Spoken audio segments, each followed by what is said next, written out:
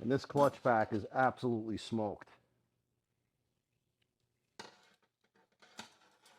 And this is supposed to look, well, this one's not so great, but it's supposed to have lining on it.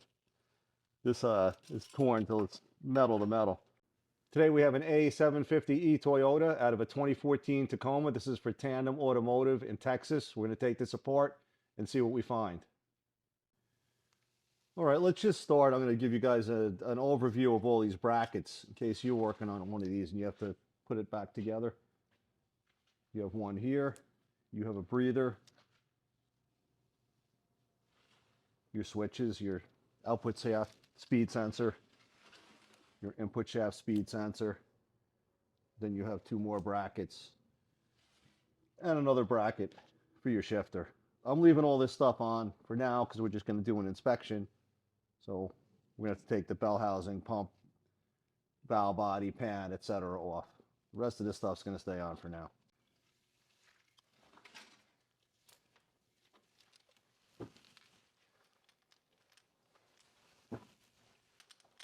So we start with the bell housing. There's going to be two 17s, and then the rest of these bolts are going to be 14s, and then your pump bolts are going to be 12s. And I could see that somebody worked on this thing already, because we have two different color silicone on the pump bolts. We have gray and we have black. So from the factory, it's only gray. So maybe somebody was monkeying around in here.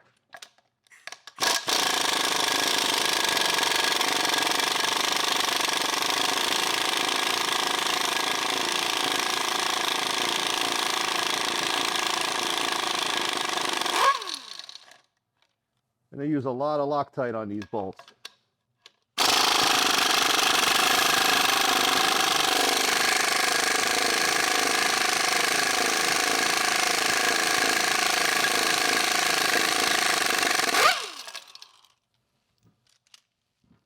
But interestingly, the Loctite's not on all of them sometimes.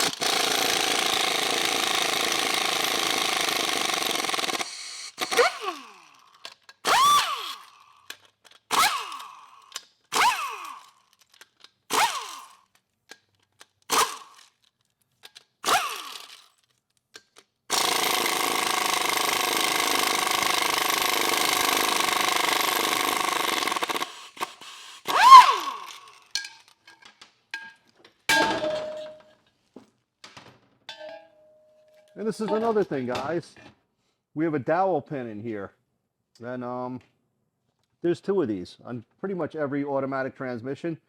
And what they do is they sit in your engine block and they keep all of this stuff, most especially your pump and torque converter, in correct alignment. It's got to be even with crankshaft center line. So sometimes people don't put these back in. And what happens, it's going to wipe out the pump usually, right? Because the clearance between a torque converter hub and a pump bushing is about 3 thousandths. So it's only got to be off about 1.5 thousandths in either direction. And that torque converter hub is going to start rubbing into the pump bushing. And sometimes it catches it, and it'll pull it right out, and it'll start puking fluid out the front bad. So always 2 dowel pins when you put these in, or in any transmission really. They're not an unnecessary part like some people think, or some people think, oh, hey, I put one of them in. Doesn't work that way.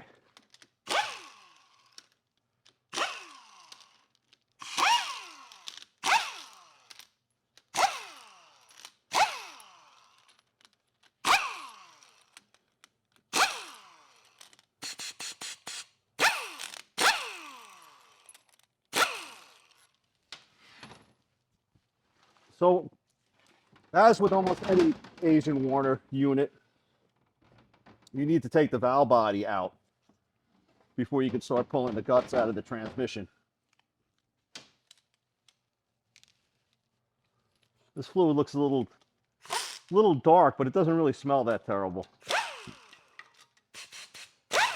And I don't remember if this was getting built because it had an issue, or it was just for an upgrade. We'll find out shortly.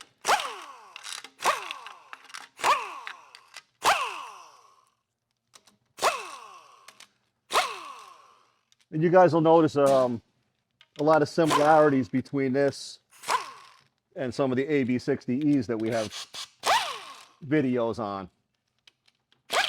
Right, this unit came out first, and this is a 5-speed. The AB60 is a 6-speed, but they're very, very similar in design.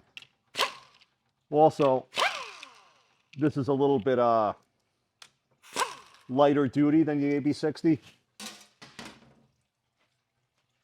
You know, usually associated with smaller engines.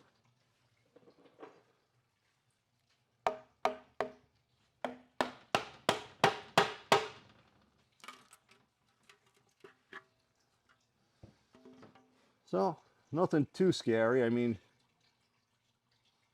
there's some metal, but it's not really that abnormal.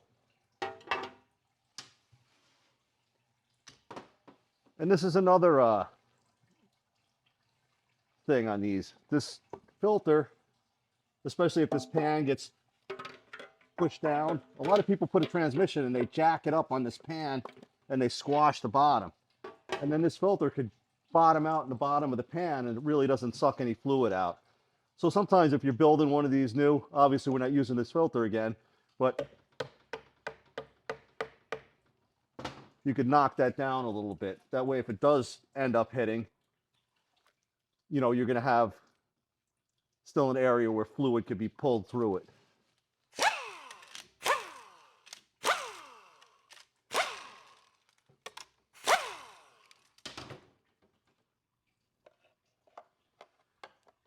And like all these units, you have an O-ring here.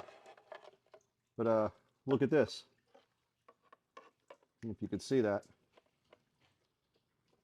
It's like misinstalled and this thing is squashed. So that's not good. This thing could have been sucking up air. Very bad.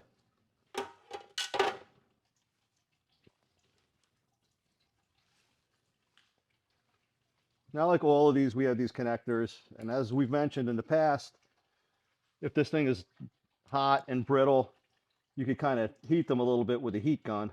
Not till they're smoking, but till they're a little more pliable. And it makes them a little bit easier to get off.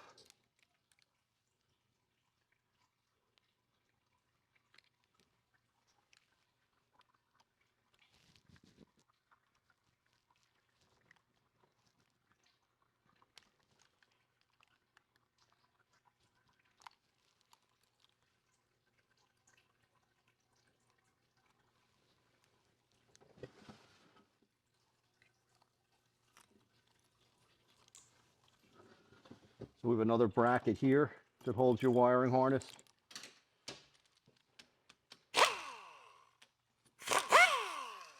And like a lot of other models, this thing has 2 temperature sensors. And they're held on with these little brackets.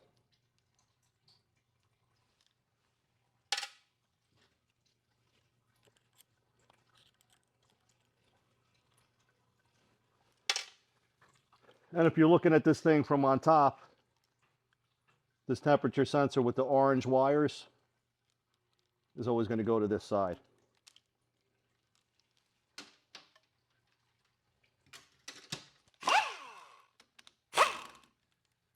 Now we have our D10 spring, which engages this rooster comb, and this is going to give you park, reverse, neutral, drive, etc. So a lot of people wonder how that works, and that's how it looks. You know, every time you feel a click in your shifter, it's because of these 2 ports.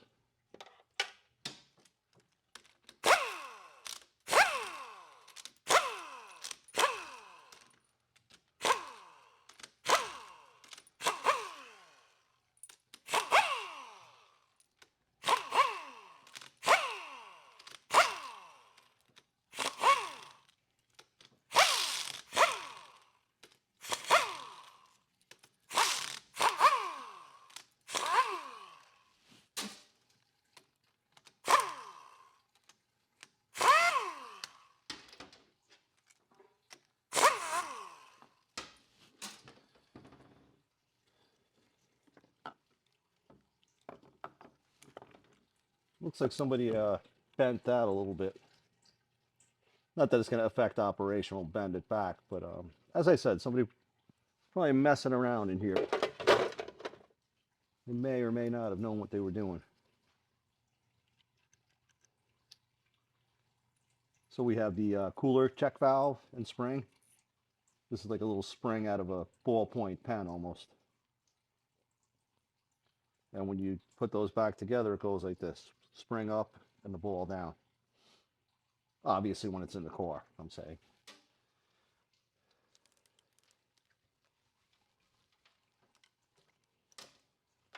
Okay, so we have our accumulator pistons in here.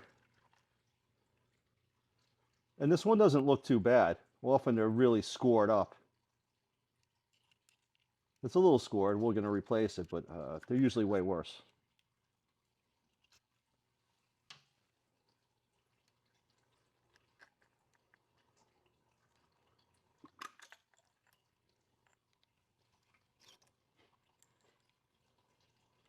Okay, this is your BC3.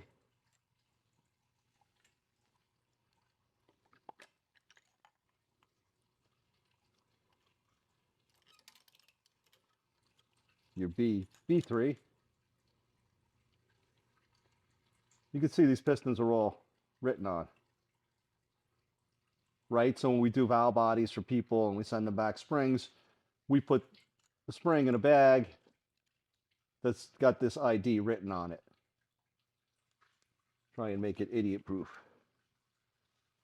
Sometimes when you make things idiot proof, as Mark Twain said, they build a better idiot. And this is your BC2. Right, so that's a different diameter. Let's look at these. Like you can't confuse that spring, but sometimes people confuse these two because they're of the same diameter.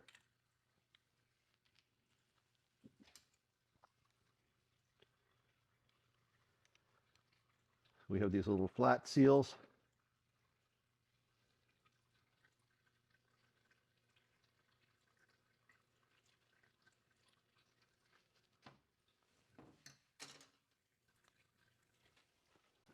And then we have these oil delivery sleeves.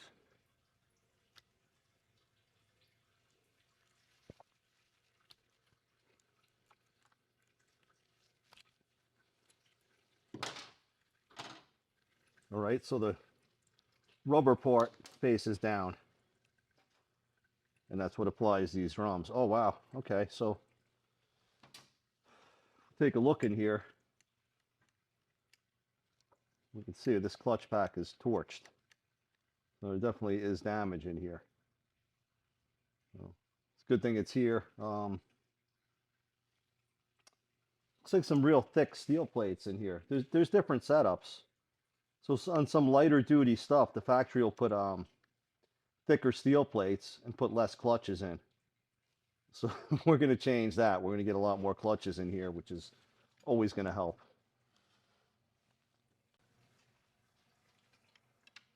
Sometimes we can get in here and shoot that right out. So if you guys have watched some of the other videos with AB60s and whatnot, this is very, very similar stuff. But as you can see, it's quite a bit smaller.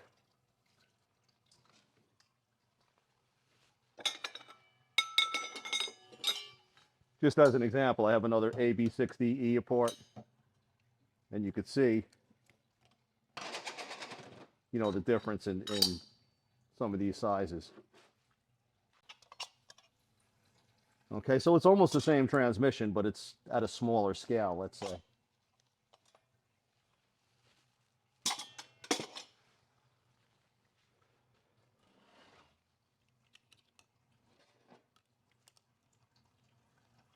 The sprag. A couple plastic washers associated with it.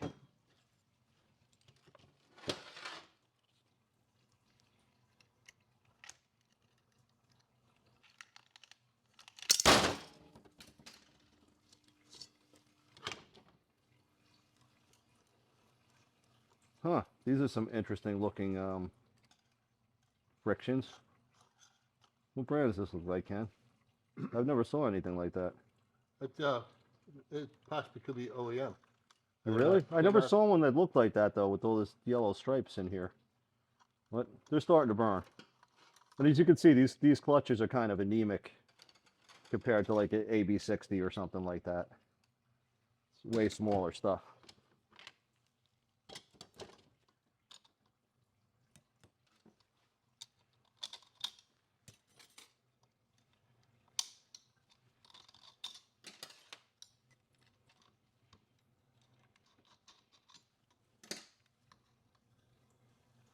And this is the same.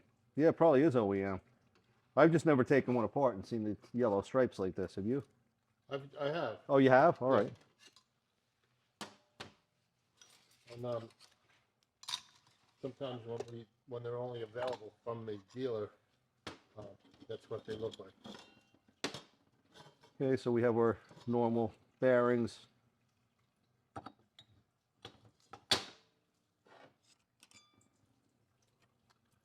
Okay. It's your forward clutch hub. Forward clutches.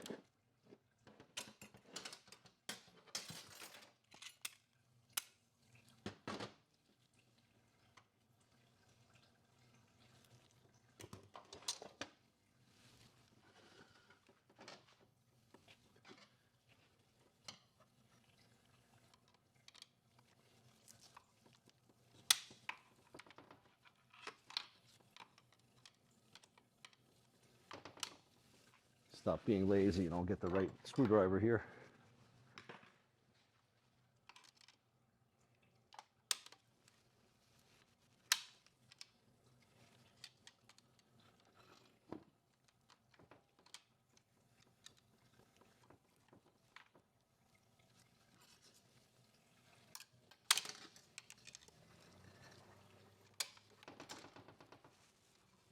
There it goes.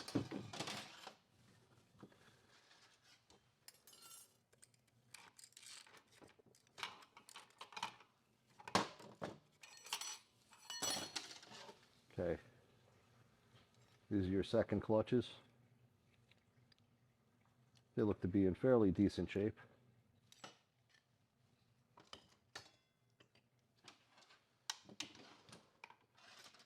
And now this next snap ring is sometimes a little more difficult. It's under spring tension.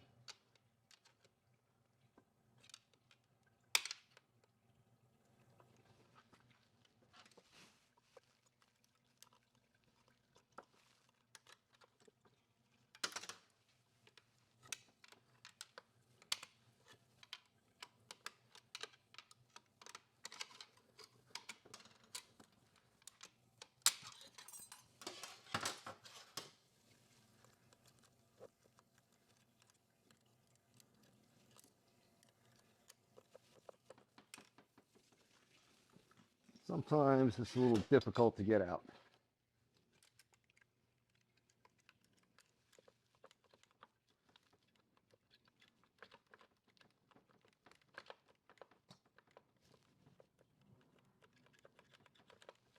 Kind of like an exact fit, so you start getting it crooked in here, it's stuck on you.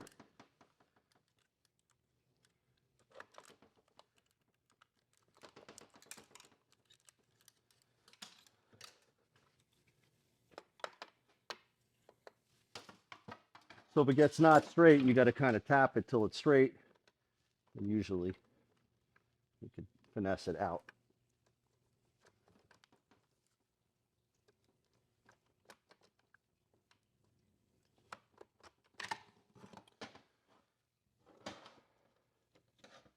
Okay. Now, as you see, this sprag engages, these teeth engage into here. Turns in this direction, locks in this direction. You have another plastic washer under there.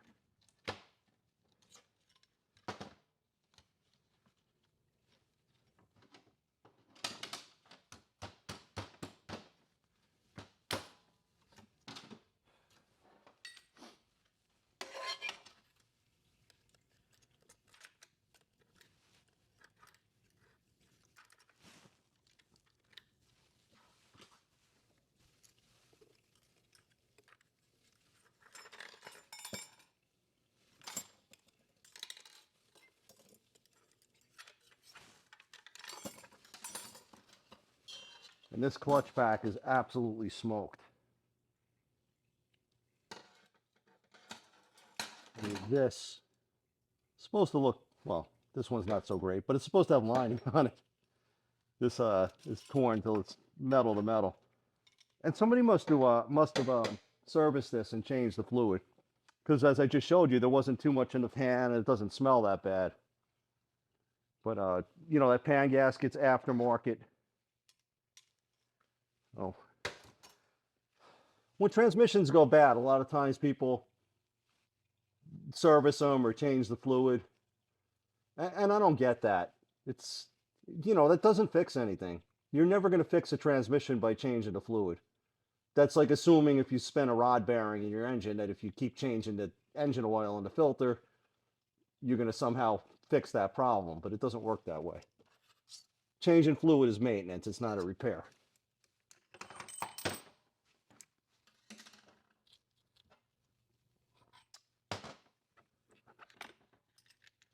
We have planetary double ring gear, and this is real similar to the AB60Es and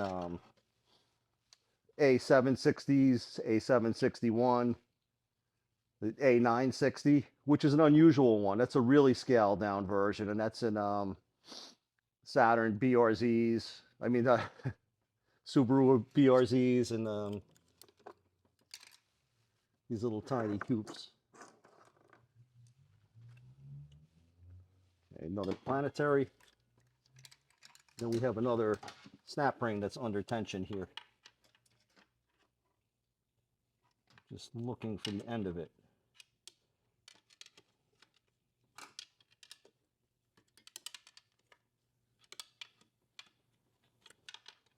It doesn't have any end.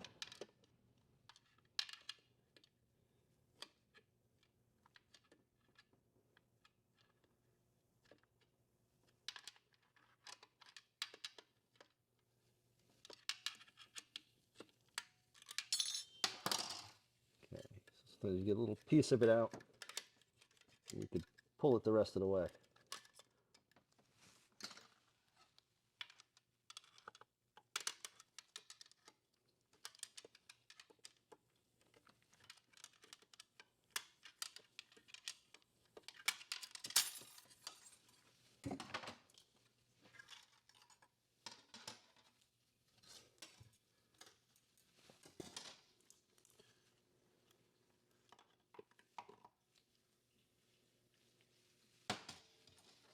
So a clutch drum. And take note too, there's a little anti-clunk piece in here. All right, so that sits in there in that position.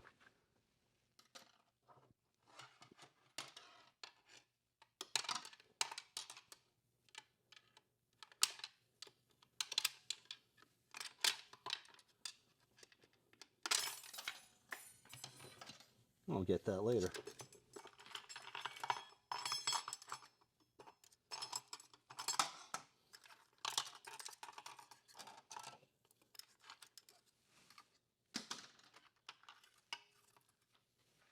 So this spring goes in here first.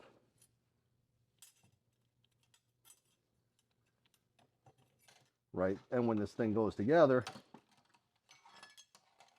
these things engage these springs, like so.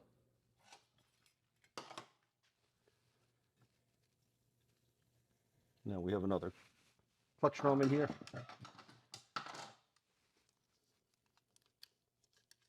See if we're going to get this out without trouble.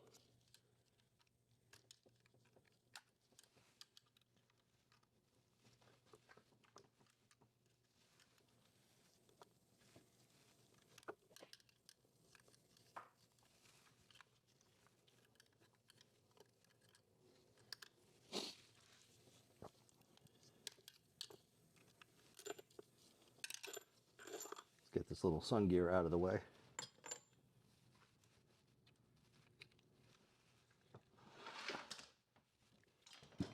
Maybe we can get this thing to fall out.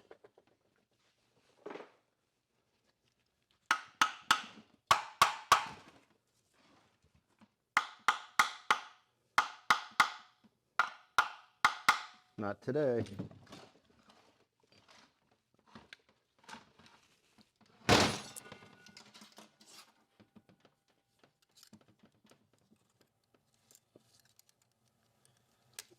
And the AB60 is a little bit better because it's bigger and I could kind of fit my hands in there.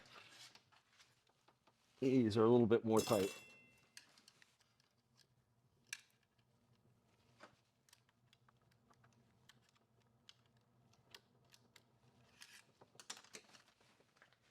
Let's give these a try.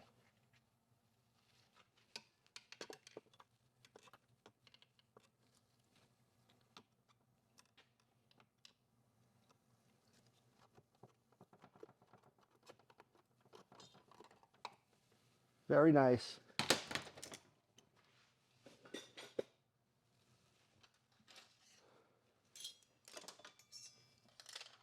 And this next part's always a little humpy. This is a real tight fit in here. The snap ring's a real hump to get out. And then once you get it out, the center support doesn't come out too easily. So sometimes what we do,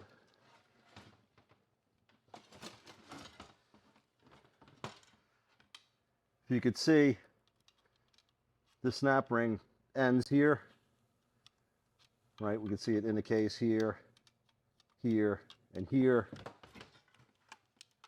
Sometimes we can get it started coming out like this.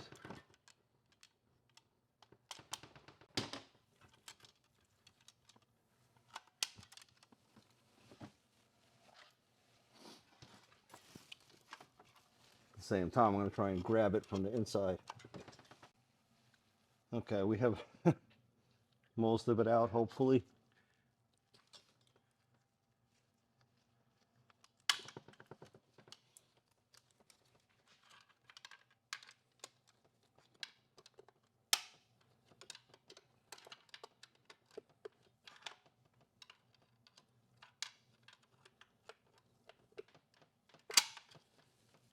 I'm going to be doing some editing by the time you see this.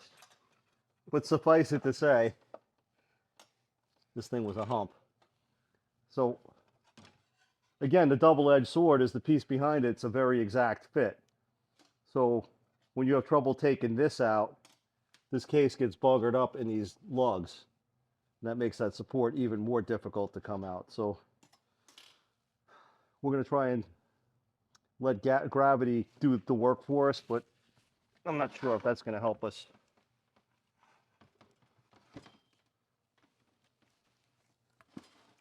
Lately, I've gotten lucky so far with this.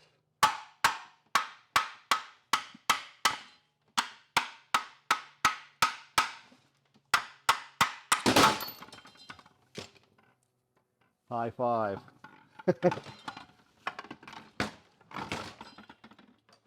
All right, so this is what I was talking about.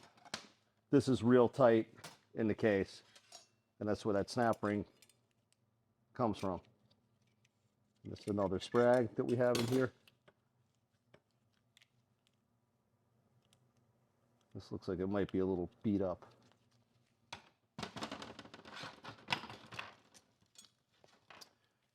Low reverse clutch pack, and these are almost never burnt.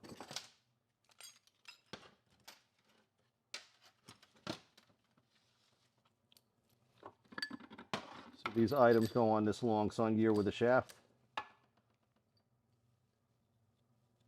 There's another bearing race on here. Actually, no, I'm sorry.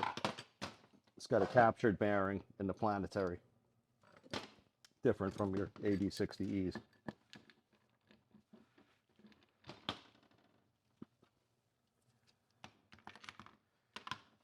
Get the idea?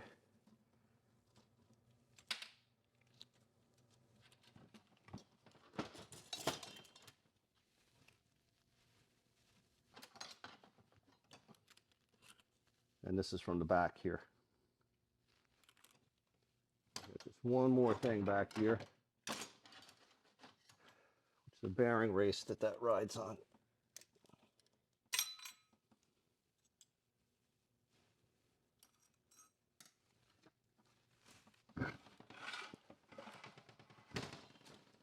And that's it. A750E.